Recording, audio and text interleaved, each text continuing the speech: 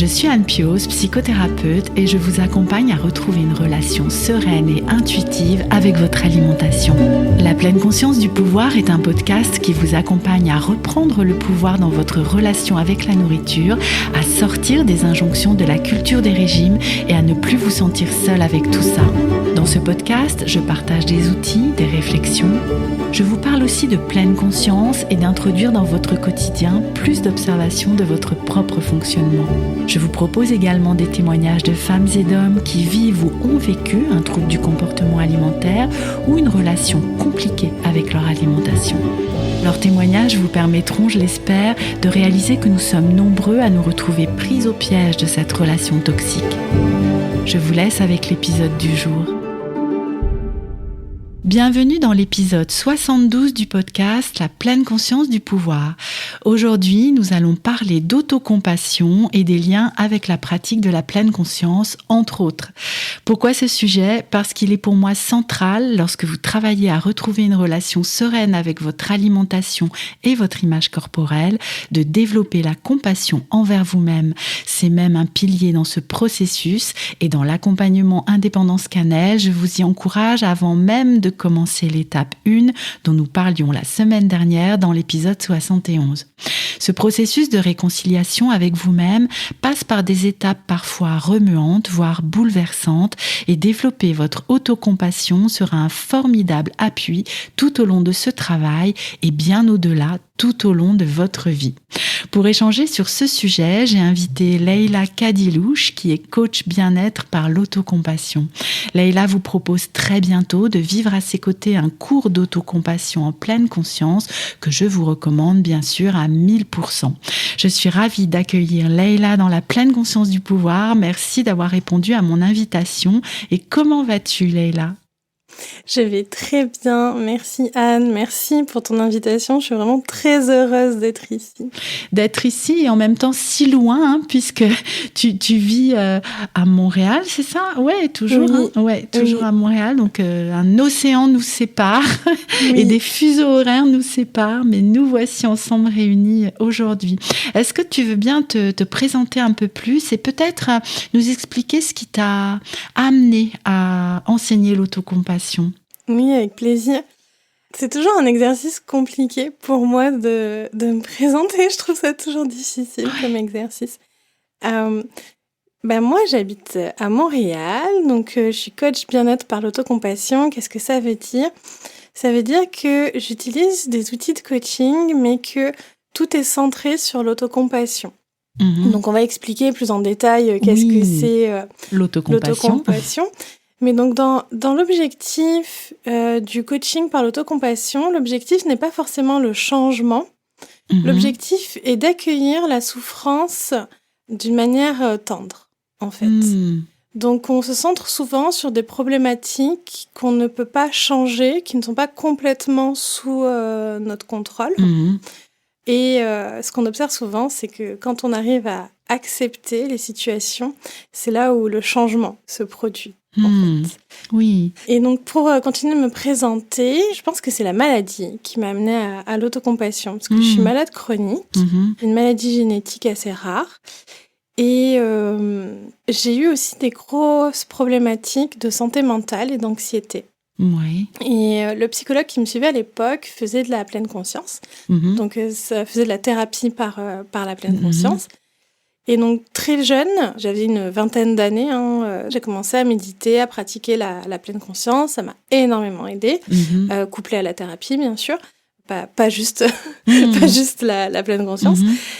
Et en fait, il me manquait quelque chose. Parce qu'au fur et à mesure des années de pratique, ça devenait un peu froid, un peu robotique, un peu neutre pour moi, la pleine conscience. Et oui, peut-être parce qu'une des intentions de la pleine conscience, c'est vraiment de développer cette observation de nous-mêmes, justement neutre, enfin, qui prend de la distance. Hein. En tout cas, c'est entre autres ce que j'en comprends et ce que ça m'a permis aussi, moi, de faire, de m'élever, enfin, dans le sens distance, en fait, fait, par rapport à mes événements intérieurs, en particulier les événements intérieurs désagréables. Donc, c'est apprendre à les observer, à faire avec, en quelque sorte, quelque chose comme ça. Et oui, ok, je comprends ce que tu veux dire. Ouais, donc, et du coup, qui peut devenir un petit peu froid. Ouais, c'était un peu robotique. Robotique, c'était ça le mot que tu disais. Ouais. C'était vraiment un peu, c'est de la tristesse, c'est là. Oui, je l'accueille, j'observe qu'elle se dissout au bout d'un moment, elle est là. Tu restes un peu sur ta faim, finalement.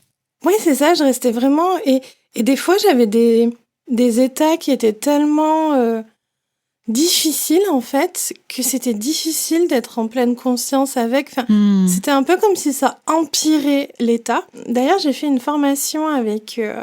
Alors, il y a un institut de recherche qui font que des recherches sur les expériences négatives de la pleine conscience, en fait.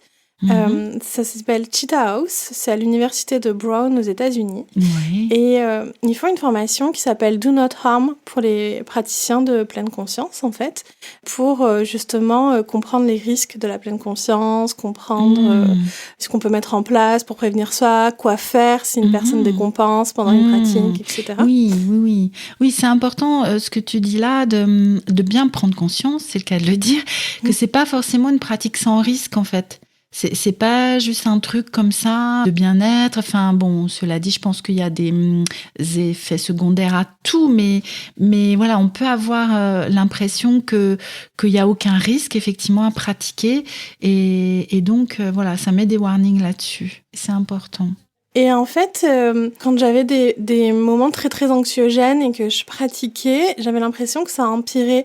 Et en fait, j'ai appris dans cette formation que oui, en effet, parce que comme tu te centres sur ce qui se passe en ce moment, et si t'es très anxieux, ben tu te centres sur ton anxiété, en fait. La pleine conscience, c'est pas fait pour apaiser, c'est fait pour être avec ce qui se passe c'est à ça. ce moment-là. Ouais, complètement. Ben, en effet, ça peut amplifier ce qui se passe en toi, en fait. Et donc, moi, il me manquait quelque chose.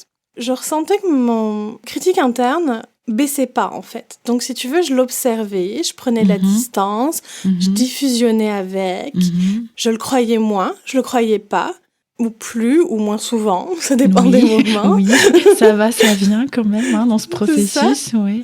Mais c'était quand même, en fait, même si tu crois pas la personne, mais que t'as toujours quelqu'un qui est en train de t'insulter, enfin...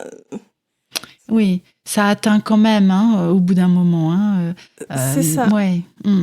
Oui, ce que tu veux dire, c'est que, ok, tu pouvais prendre ou pas, mais de plus en plus de la distance par rapport à ces pensées d'autocritique, d'auto-jugement, etc. Mais tu constatais aussi que il y en avait toujours autant, en fait. C'est ça que tu veux dire, quand le niveau ne baissait pas, la radio critique, avec mes clientes parfois, certaines la nomment comme ça, tu vois, radio critique, restait sur la même fréquence, en fait. Ouais, ça avait quand même un peu baissé avec la pratique de la pleine conscience. Ouais, le volume avait quand même un peu baissé, mais en fait, j'avais du mal à comprendre parce que je comprenais très bien le principe de s'aimer, je comprenais très bien, tu vois, intellectuellement plein de choses. Bah oui, comme beaucoup d'entre nous, oui, voilà. Effectivement. Mais je voyais pas comment changer ce volume-là. J'arrivais bien à m'observer, je savais ce que je ressentais, je savais ce que avec 14 ans de pratique, tu vois, tu commences vraiment à quand même savoir. Mais ouais, c'était toujours quand même là, comme si, moi, j'ai vraiment cette image de une personne qui me parle à l'oreille et qui me dit tout le temps que je vais pas y arriver, que je suis trop nulle, que je suis trop ci ou pas assez ça, en fait. Et j'étais là, c'est plus possible, faut que je refasse quelque chose. Et donc, comme j'avais déjà fait un MBSR et que ça m'avait fait beaucoup de bien, je me suis dit, peut-être que je vais refaire un MBSR. Puis j'étais là, j'ai pas envie. Il me manque un truc avec le MBSR. Puis en fait, je suis tombée à Montréal. C'était pendant la pandémie, le tout était fermé, mais il y avait des trucs en ligne. Et il y a un centre qui fait des MBSR et je vois le MSC, Mindfulness Self-Compassion. Et ça commençait 2 jours plus tard ou le lendemain, je sais plus. Et j'ai dit, je sais pas ce que c'est. Et alors moi, je suis très méfiante. Et donc, j'ai vu qu'il y avait des recherches là-dessus, que ça avait été fait par des chercheurs, ça m'a rassurée. J'ai dit, pourquoi pas. Allez, on va tenter ça. C'est peut-être un signe. Tu sais, j'aime bien voir des signes. C'est peut-être un signe. Et je me suis inscrite et ça a commencé 2 jours plus tard. Et puis alors moi, ça a été la grande révélation de ma vie. Parce que dans mon travail, je savais pas que ça s'appelait l'autocompassion, mais dans mon travail, c'est ce que j'essayais d'insuffler toujours. J'avais mélangé, tu sais, des principes de l'acte, des principes de la pleine conscience, des principes d'amour de soi. Et en fait, je voulais m'amener vers ça et amener les personnes que j'accompagnais vers ça. Oui. Et dans le cours MSC, j'ai vu que, déjà, ce que je faisais, c'était sur la bonne voie, donc ça m'a rassurée. Mais que aussi... en fait, il y a plein de recherches là-dessus. Et il y a des pratiques. Ce cours, c'est vraiment un cours pour t'apprendre à t'aimer, pour t'apprendre à faire baisser l'autocritique. Et c'est extrêmement pratique, tu vois. C'est pas juste de la théorie. On t'apprend, il y a des exercices, il y a des pratiques, il y a tout ça. Et j'étais là, waouh, c'est merveilleux et je pourrais jamais faire mieux que ça. Donc, il faut que je me forme pour pouvoir l'enseigner, quoi. Faut qu'il y ait un parcours pour pouvoir l'enseigner. Faut que je fasse ce parcours pour pouvoir l'enseigner.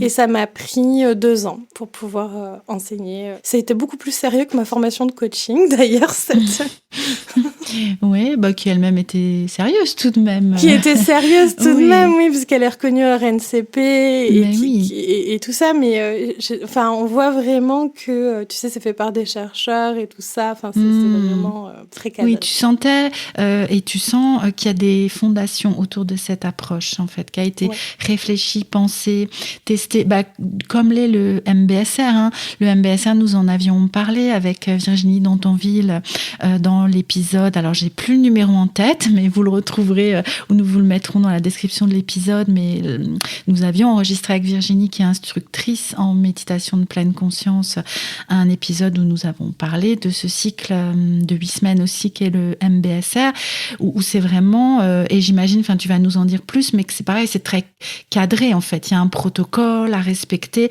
qui a été pensé, réfléchi, étudié. Et Virginie nous disait que Kabat-Zinn, qui a créé le MBSR, était chercheur aussi en même temps et du coup mettait à l'épreuve en fait ce qu'il développait par la recherche en fait. Donc voilà, et puis qu'il y a des retours et des retours, ça n'existe pas depuis hier, c'est vraiment... Et du coup, alors, quelle serait la différence entre le MBSR et le MSC, même si tu nous en as dit déjà un petit peu plus? Alors, la forme est exactement la même. Oui. C'est-à-dire que c'est 8 séances, donc souvent... Il y a une séance d'orientation en plus et la semaine de la retraite, il y a une mini-retraite aussi, comme pour le MBSR. Donc, ça prend 10 semaines, mais c'est 8 sessions, quoi, en tout. C'est 3 heures par semaine avec des pratiques à faire à la maison. Donc, je dirais que la forme, parce que c'est le modèle qui a été testé pour être efficient et efficace, est la même. La différence que je vois, moi, c'est qu'en fait, dans le MBSR, c'est centré sur apprendre la pleine conscience. Oui, et tout à apprendre, à méditer. Et c'est centré sur la réduction du stress.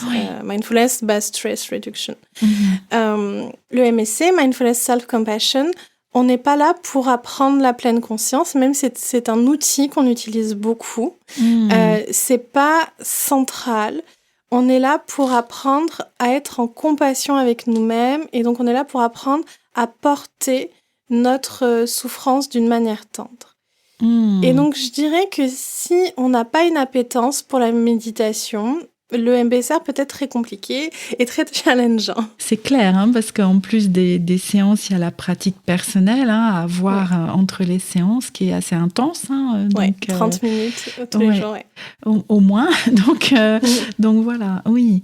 Oui, c'est-à-dire que là, la pleine conscience est un élément, en fait, dans le MSC, mais ce n'est pas le principal. Exactement. Okay. Donc, en fait, l'autocompassion, donc selon Kristin Neff, c'est la grande chercheuse sur l'autocompassion.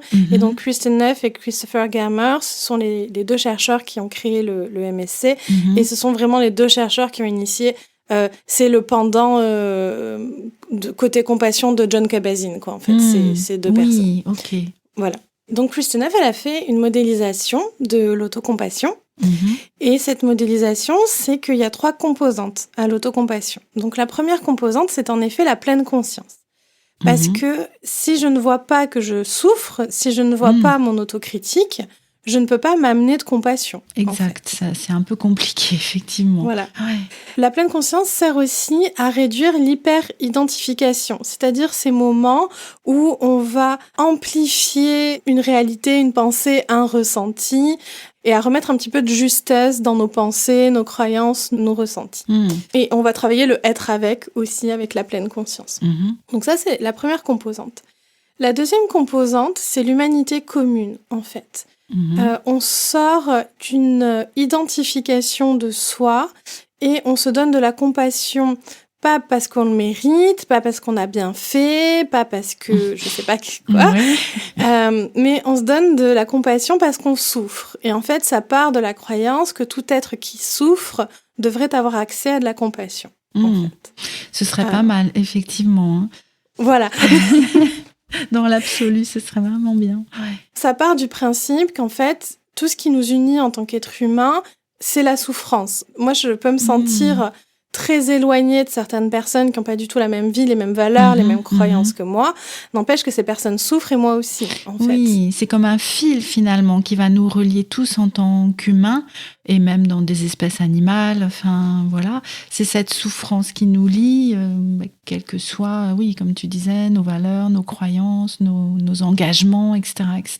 C'est ça. Notre autocritique nous isole beaucoup. Quand on a un autocritique, on a l'impression que tout le monde gère mieux que nous, y arrive mieux, ou que c'est vraiment qu'à nous que ça arrive, etc. Et en fait, dans l'humanité commune peut être extrêmement apaisante. Enfin, pour moi, elle l'est, en tout cas.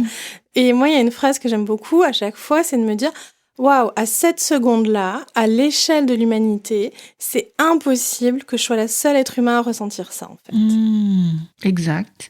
Ouais, j'essaye, tu sais, je me redis la phrase, là, et je me dis que, oui, effectivement. Effectivement. Alors, peut-être il y a des personnes qui vont dire, oui, et alors ? Mais ce que j'entends, c'est que pour toi et pour beaucoup d'entre nous, ça va être quelque chose de soulageant. C'est ça que tu dirais ? Oui, c'est apaisant, en fait, de savoir qu'on n'est pas seul, en fait, sur ça. Alors, pas pour tout le monde, hein, mais pour une partie des personnes. Il y a plein de personnes à qui ça parle absolument pas, l'humanité commune, dans un premier temps. Moi, au début, ça me parle beaucoup maintenant, mais la première fois que j'ai fait un cycle MSC, parce que j'en ai fait 3 ou 4, je crois, en tout, mais la première fois que j'en ai fait un, j'étais là, ce que tu dis. Et alors, en fait, j'ai pas moins mal que savoir... Oui, ça me fait une belle jambe. Exactement, c'est ça. La première pensée qui peut venir, c'est ça, ouais. Donc, moi, au début, c'était pas apaisant pour moi. Moi, ce qui a été le plus apaisant pour moi au début, c'est la dernière composante, c'est la bienveillance envers soi, en fait. Oui. Et donc, dans bienveillance, donc se vouloir du bien, en fait. Et donc, il y a cette question, la question la plus importante dans l'autocompassion, c'est de quoi j'ai besoin. Quelle vaste question. Hein. Voilà. Et donc, on vient vraiment apprendre à se poser régulièrement cette question de différentes façons.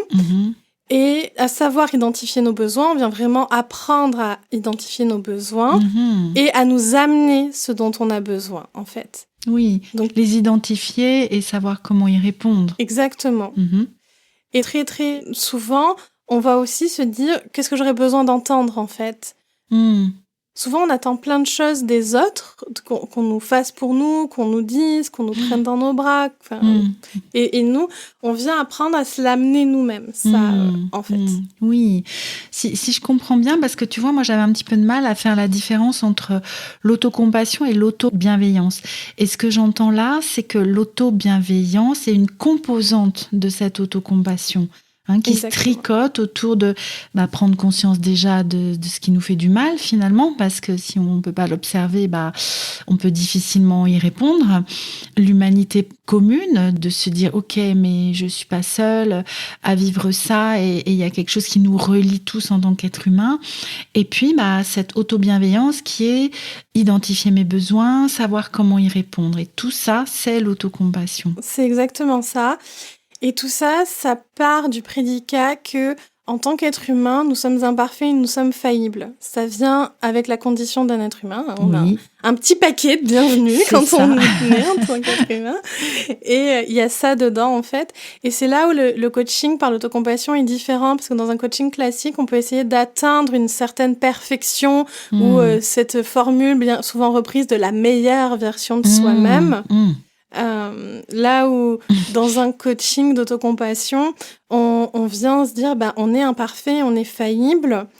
Bien sûr qu'on a des attentes, bien sûr qu'il y a des objectifs qu'on veut atteindre, et on va aller vers ça, mais on va aller vers ça avec la pleine conscience, l'humanité commune et la bienveillance envers soi, quoi. Oui, l'idée c'est pas de baisser les bras, quoi, ou de se dire voilà, de toute façon c'est comme ça, je peux rien changer, blablabla. Tout ce que notre esprit peut nous amener comme pensée un peu défaitiste, hein. Mais c'est aussi d'être dans l'accueil de ce qui est. Et tu le disais tout à l'heure, hein, quand j'ai pu accueillir ce qui était difficile, eh bien j'ai vu que quelque chose changeait quand j'étais dans cette étape-là. Et du coup, pour revenir au sujet qui nous rassemble ici dans la pleine conscience du pouvoir, par rapport au travail sur la relation à l'alimentation et l'image corporelle, comment tu vois que ça s'imbrique, l'autocompassion ? Moi, j'ai parlé de mon expérience à moi, donc ça ne veut pas dire que c'est comme ça pour tout le monde, mais en tout cas, c'est quelque chose que je vois souvent revenir dans les contenus sur l'alimentation intuitive ou les praticiens. Cette autocompassion, je la vois souvent revenir. Alors, je pense que dans l'alimentation intuitive, on travaille déjà beaucoup la pleine conscience en soi, donc ça se relie déjà. Oui. Mais je trouve que la composante de l'humanité commune, je sais plus combien c'est, mais je crois que... Alors, je vais dire des chiffres comme ça, parce que je sais plus le chiffre exactement, mais je crois qu'il y a entre 70 et 90% des femmes qui sont pas satisfaites de leur corps. Oh oui, c'est peut-être même plus à mon avis, mais oui, complètement. Voilà, je me souviens plus du chiffre exact. Pourtant, je crois que on trouve toutes les autres femmes super belles et qu'on croit qu'il y a que nous qui... Oui, c'est ça qui est paradoxal, effectivement, tu fais bien de le rappeler. C'est là où j'aime beaucoup l'humanité commune pour ça. Et je pense que c'est un sujet qui touche plein de personnes et que dans ce travail que vous faites dans Indépendance Cannelle, il y a cette notion de savoir qu'on n'est pas seul, en fait, que tous les corps sont beaux, tous les corps sont valides, tout ça. Il y a vraiment se détacher de l'estime de soi, en fait. En fait, l'estime de soi, elle se construit en comparaison aux autres. Et donc, quand on réussit, on a des bons points. Quand on échoue, on a des mauvais points. Et pendant longtemps, on a pensé, ça a commencé dans les années 70 à peu près, on a pensé que pour avoir une bonne santé mentale, un bon équilibre mental, il fallait une haute estime de nous, en fait. Aujourd'hui, toutes les recherches en psychologie reviennent là-dessus, en se disant non, l'estime de soi, ça fluctue. Bien sûr qu'il y a des personnes qui ont une problématique d'estime de soi trop basse, ça existe. Mais l'estime de soi, ça fluctue, c'est normal. Ce qu'on va venir chercher, c'est une bonne adaptation, une bonne résilience psychologique et une bonne capacité d'amour de soi inconditionnel, en fait. C'est ça qu'on veut venir chercher. Et dans la culture des régimes, ça travaille beaucoup sur l'estime de soi. Je perds du poids, mon estime monte, j'en reprends, mon estime baisse, en fait. Et je trouve que l'autocompassion, elle aide à sortir de ça pour reconnaître toute la souffrance que c'est de vivre dans une société grossophobe, reconnaître la souffrance que c'est de pas avoir une relation apaisée avec la nourriture, reconnaître la souffrance de pas avoir le corps qu'on aimerait avoir, prendre conscience de cette souffrance et on vient apprendre à l'apaiser, en fait. Et on vient apprendre à se réconforter. On vient aussi apprendre une compétence qui est essentielle, je trouve, apprendre à se réconforter vraiment soi, sans aide externe, que ce soit la nourriture, la cigarette, enfin peu importe avec quoi on peut venir. Je trouve que ça, c'est vraiment important. Alors après, on utilise tous et toutes la nourriture pour se réconforter à des moments et il n'y a pas de mal à ça. Oui. Mais c'est vraiment cette non-possibilité de trouver d'autres façons, en fait, de vivre nos émotions, de traverser les événements difficiles. C'est vraiment d'élargir, en fait, le champ des possibles. L'autocompassion, en général, m'a énormément aidée dans mon rapport au corps, en fait. Donc, je vivais beaucoup d'insatisfaction corporelle. C'était très difficile pour moi parce que j'ai un corps très gros par rapport à une moyenne, tu vois. Et de me dire... Alors moi, ce qui était le plus dur, c'était de comprendre que je ne contrôlais pas mon poids, en fait. De me dire, en fait... parce que ma relation avec la nourriture est apaisée, je suis quelqu'un qui fait 3 à 6 heures de sport par semaine. Enfin, je coche toutes les cases qui font que je serais censée être mince, en fait, tu vois, sur ça. Et en fait, c'était très difficile pour moi de comprendre qu'on contrôlait pas le poids, que le poids et santé n'étaient pas liés, tout ça. Et ça, c'est l'autocompassion qui m'a vraiment aidée à intégrer ça et à arrêter de me taper dessus pour ça, à me réapproprier mon corps et à apaiser, en fait, parce que pour moi, c'était très, très douloureux, ces années de régime et de croyances, parce que j'y croyais vraiment, en fait. Mais oui, mais comme la plupart d'entre nous, c'est ça. On vit avec ça qui est ancré presque à l'intérieur de nous, cette croyance-là. Et cette prise de conscience de mes biais grossophobes, ça a été très douloureux, ça aussi. Et en fait, je pense que si j'avais pas eu l'autocompassion à ce moment-là, j'aurais juste pas fait ce travail-là parce que ça aurait été trop difficile. Ouais. Oui, c'est un peu ce que je disais en introduction. C'est vraiment un cheminement qui peut nous amener à vivre des sacrées turbulences émotionnelles, en fait, des montagnes russes parfois fortes. Et alors, je suis pas en train de vous dire ça pour vous faire peur, et que vous disiez non, moi. Mais c'est vrai que ça peut faire peur et en fait de pouvoir traverser ça en se donnant plus de compassion. On y revient. Quelle richesse, en fait. Enfin, richesse, non, le mot est mal choisi, mais ça vient remettre de la douceur, en fait. Ça te va comme mot oui, c'est ça. Douceur, je sais pas, je vois comme une espèce de plaid, là, tout moelleux. C'est une image qu'on prend beaucoup, l'image de s'entourer d'un plaid, s'entourer de chaleur, tout ça, c'est vraiment l'image de l'autocompassion. Après, je me suis fait accompagner dans mon chemin d'alimentation intuitive, donc ça allait beaucoup mieux, mais c'était au début où c'était très difficile, où j'étais pas accompagnée. Et l'autocompassion m'a vraiment aidée pour ça et pour après, parce que c'est ce que tu dis, c'est un chemin, c'est pas quelque chose qui se fait en 3 mois, 4 mois, 6 mois, même si les bases sont posées et après on peut être autonome dessus. Le chemin, il continue en fait un temps. Et en fait, d'avoir ces outils-là, moi j'ai trouvé ça très aidant en fait, c'est vraiment ça. Et pour revenir à ta question sur la différence entre le MBSR et le MSC, c'est ça, on va toujours faire attention à ce que les gens soient bien, soient confortables. On va vous dire d'amener vos plaids, vos doudous, vos tout ça. Enfin, il y a vraiment cette notion de chaleur, de douceur, et c'est ça qu'on apprend. Et on apprend à pratiquer autant de manière formelle qu'informelle. Alors, on encourage une pratique de 30 minutes quotidienne, comme pour le MBSR, mais la plupart des participants ne le font pas. Mais comment ça alors? Et c'est pas grave. Et en fait, c'est pas grave parce que ce qu'on veut vous apprendre, c'est à trouver une pratique, à vous approprier les outils, à créer vos propres outils, voilà. Donc beaucoup dans les 2-3 premières séances, c'est mon Dieu, je pratique pas 30 minutes, est-ce que je vais avoir des résultats, est-ce que c'est grave? Non, c'est pas grave. Du moment où c'est juste pour vous, en fait. Parce qu'on apprend ça, en fait. De quoi j'ai besoin, qu'est-ce qui est juste pour moi. Et des fois, j'ai besoin de pratiquer, des fois, j'ai pas besoin de pratiquer, et c'est correct, quoi. Oui, et puis ça donne aussi, j'imagine, la possibilité de pouvoir rendre ça intégrable dans notre quotidien, enfin faisant partie de ok, l'idée c'est pas juste de venir aux séances, j'imagine, et d'être un petit peu passif, enfin, ou même de pratiquer pendant les séances et puis entre deux de laisser de côté, quoique ça peut être parfois ça la forme en fait, mais de développer quand même quelque chose de nouveau dans notre quotidien. Et je restais, tu vois, à ce que tu disais tout à l'heure, d'apprendre à connaître nos besoins et de développer des façons d'y répondre. Et j'en reviens avec ce lien dans le travail sur l'image corporelle et sur la relation avec l'alimentation. Ça fait aussi partie du processus, en fait. Si j'arrive à identifier, ne serait-ce que mes besoins physiologiques, quand pendant des années, je les ai niés parce que j'ai traversé des régimes ou des restrictions, ou j'ai pu complètement me déconnecter de ça.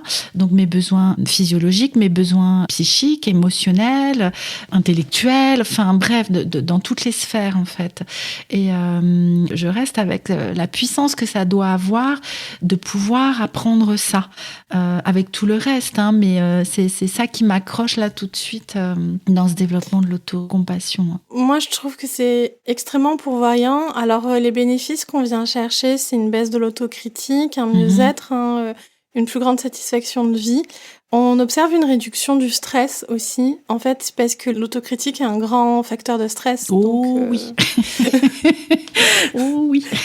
Donc, en le baissant, il y a une baisse du stress. C'est quelque chose qui est beaucoup utilisé en santé mentale parce qu'on y voit une baisse de l'anxiété aussi, une baisse de la rechute dépressive et une baisse des pensées suicidaires, en fait. Donc, c'est beaucoup utilisé pour les personnes qui ont des problématiques de santé mentale chroniques, tout ça. En plus, comme c'est un cours très doux, ça convient assez bien. Et moi, je trouve que c'est vraiment complémentaire à ce travail sur sa relation à l'alimentation et sur l'insatisfaction corporelle. On parle pas de ça, hein. On parle pas du tout d'alimentation, on parle pas du tout de relation au corps. Mais je trouve que ce qu'on y apprend est très aidant pour le travail. Et juste faire le MSC ne suffira absolument pas à apaiser sa relation à la nourriture et à apaiser sa relation au corps. Hein. C'est plus apprendre des outils. Moi, je vois vraiment cette idée comme s'équiper, tu sais. C'est vraiment apprendre des outils qui sont vraiment complémentaires sur plein d'autres chemins, au final. Exact. Oui, c'est vraiment... c'est ça, je suis avec la trousse à outils, comme tu disais, qui va me permettre, quand je suis en train de cheminer dans ma relation avec mon corps, par exemple... Ok, oula, je sens une zone de turbulence. Ok, je sais que je peux aller chercher cet outil-là. Je sais que ça va être aidant pour moi. Je sais, et si par exemple, quand on travaille sur la police de la nourriture, la restriction cognitive, etc., ça y est, il y a des pensées qui reviennent. Ok, qu'est-ce que je peux mettre en place à ce moment-là? Qu'est-ce qui va pouvoir m'aider à revenir à moi, à me faire du bien dans ce moment-là? En fait, d'être mieux équipée. Voilà, on construit des compétences dans le cours MSC et c'est vraiment utiliser ces compétences après pour plein d'autres choses dans sa vie. Et j'ai perdu ma pensée. C'est pas grave, ça va revenir. Écoute, ça reviendra peut-être plus tard. Ok. Oui, en fait, j'étais en train de penser quand tu disais que c'était pas le sujet, en fait, la relation avec l'alimentation qui était travaillée dans le MSC. Ça me rappelle, moi, ce que j'ai pu trouver d'aidant dans le MBSR, qui n'a rien à voir avec un travail sur l'image corporelle ou sur la relation avec l'alimentation. Mais moi, ça m'a vraiment, entre autres, tellement aidé à reconnecter à mes sensations corporelles parce que je m'étais rendu compte que par exemple il y avait des parties de mon corps au début dans le scan corporel où je sentais strictement rien et petit à petit de pouvoir reconnecter ces sensations corporelles et développer mon interoception, de même que ça m'a aidé à vivre mes émotions d'une manière plus sereine, à les accueillir d'une manière plus sereine, etc. Donc vraiment là idem, quoi. Je vais développer des outils que je vais embarquer avec moi dans mon travail sur la relation avec l'alimentation et l'image corporelle. Oui, et ça y est, ma pensée est revenue.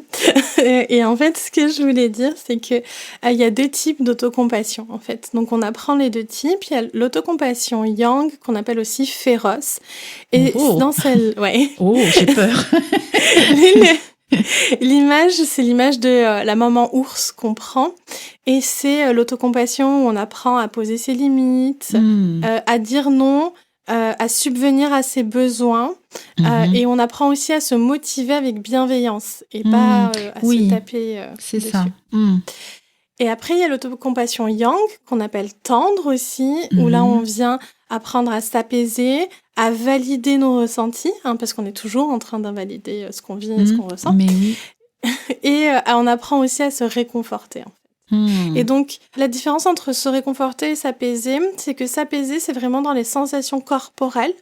On vient apaiser les sensations corporelles générées souvent par l'émotion. Mais moi, par exemple, c'est quelque chose que j'utilise beaucoup pour la douleur chronique aussi. Et dans se réconforter, c'est plus les pensées, c'est plus qu'est-ce que j'ai besoin d'entendre, qu'est-ce que je pourrais me dire qui me ferait du bien. Voilà, c'est plus sur ça. Rien qu'à t'entendre, tu sais, je me dis, comme ça doit être doudou. Enfin, je suis avec ce mot-là aussi. Est-ce que, Laïla, tu veux bien nous en dire plus sur le cours que tu vas proposer très bientôt, là, puisque nous sommes autour du 10 janvier, quand cet épisode va sortir. Et voilà, un cours arrive bientôt, donc raconte-nous, dis-nous en plus. Alors, il y a un cours commence fin janvier, le 25 pour être exact, qui durera 10 semaines, donc jusqu'à fin mars. C'est le mercredi de 18h à 21h en heure de France. Je serai accompagnée de Christelle, qui est aussi enseignante certifiée du MSC, qui est elle en Suisse. Donc ce sera un cours qui sera en ligne, où on apprendra tout ce que je viens de vous dire là en fait. Il coûte 400 €, mais vous avez une réduction de 20% grâce à Anne. Donc merci. Grâce à moi, mais grâce à toi surtout, qui propose aux personnes qui nous écoutent et aux personnes qui sont dans ma communauté de bénéficier de cette réduction. Donc je te remercie beaucoup de cette proposition, Laëla. Avec plaisir. Et qu'est-ce que je peux vous dire d'autre ? Moi, je trouve que ce cours, il est pour tout le monde, parce que je trouve qu'on devrait le faire à l'école, tu sais, vers le lycée, tu vois. Moi, ça me semblerait intéressant. Mais je pense qu'il est vraiment adapté aux personnes qui ont un autocritique très fort, qui ont des exigences envers elles-mêmes très élevées. Ce qu'on trouve assez souvent chez les personnes qui souffrent de troubles des conduites alimentaires, par exemple, qui sont dans ce contrôle. Des personnes qui ont déjà fait un travail, un peu comme ce que moi je racontais de ma vie, ont compris intellectuellement, pratiquent la pleine conscience, mais il manque quelque chose. Si vous sentez qu'il manque quelque chose, il manque un petit doute. Parce que Anne, quand tu me racontais ton expérience du MBSR, j'ai l'impression que ton instructrice avait amené ce côté-là, ce qui n'est pas toujours le cas. Moi, j'ai adoré mon MBSR et mes instructeurs, mais il y avait un côté moins doudou, voilà. Je pense que c'est ça, les personnes qui ont besoin de se faire du bien, vous voyez, vous avez du mal à être plus bienveillant avec vous-même, vous avez du mal à vous réconforter, à vous apaiser, à être là pour vous, en fait. Souvent, on dit que c'est un cours pour apprendre à devenir son meilleur ami ou sa meilleure amie, tu vois. C'est ça.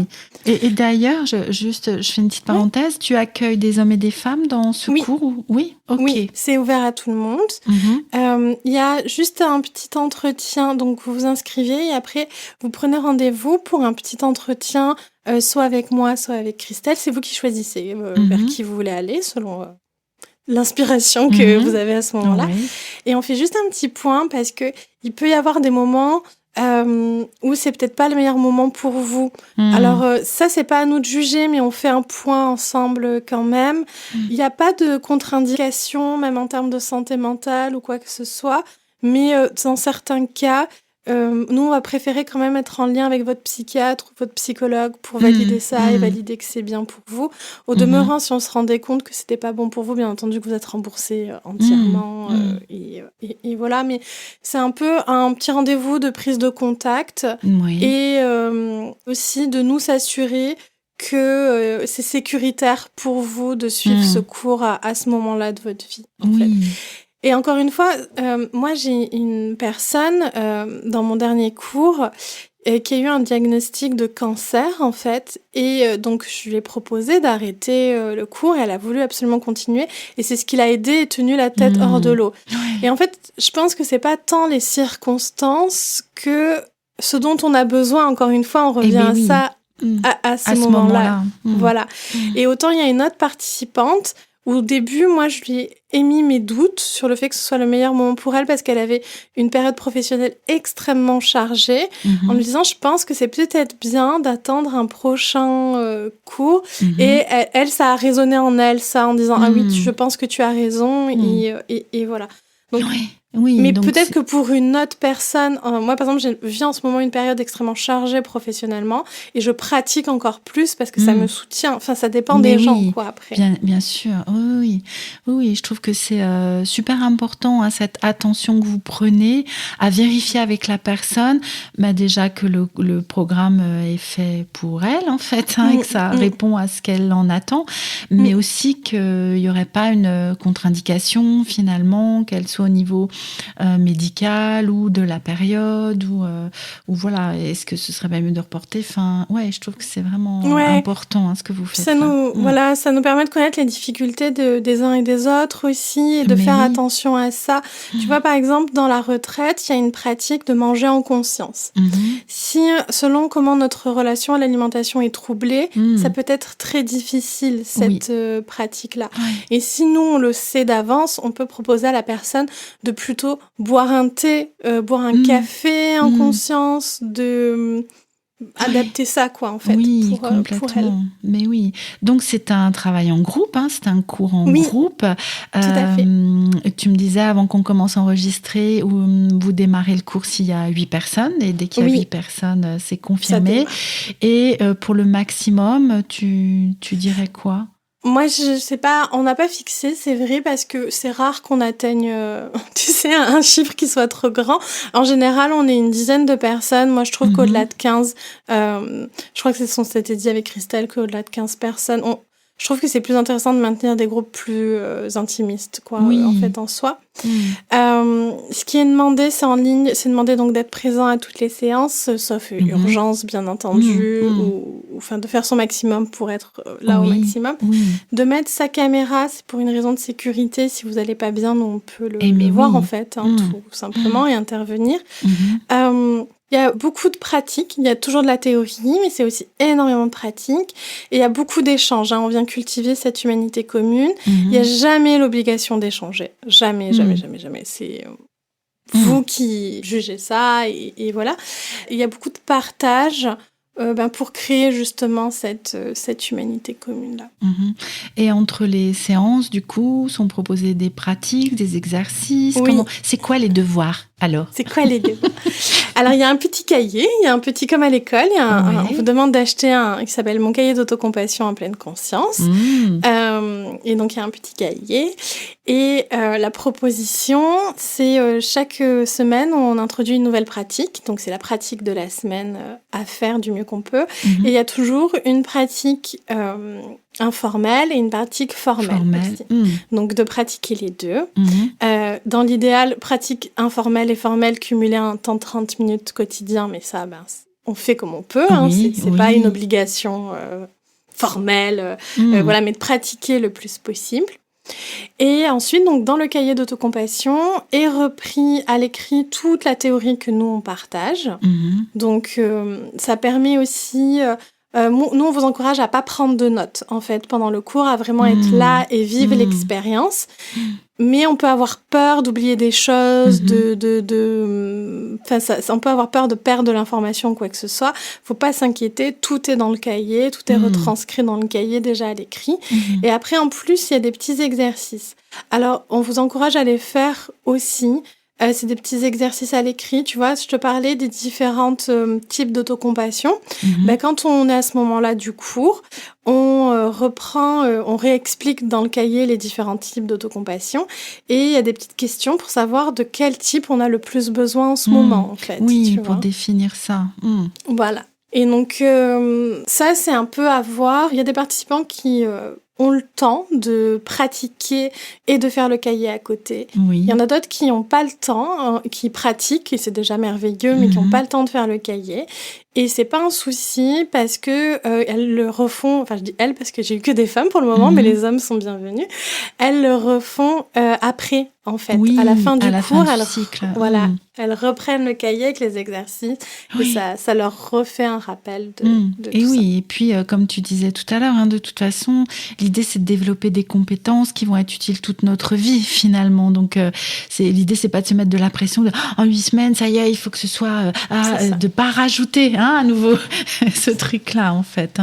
Exactement. Ouais, complètement. Oui ?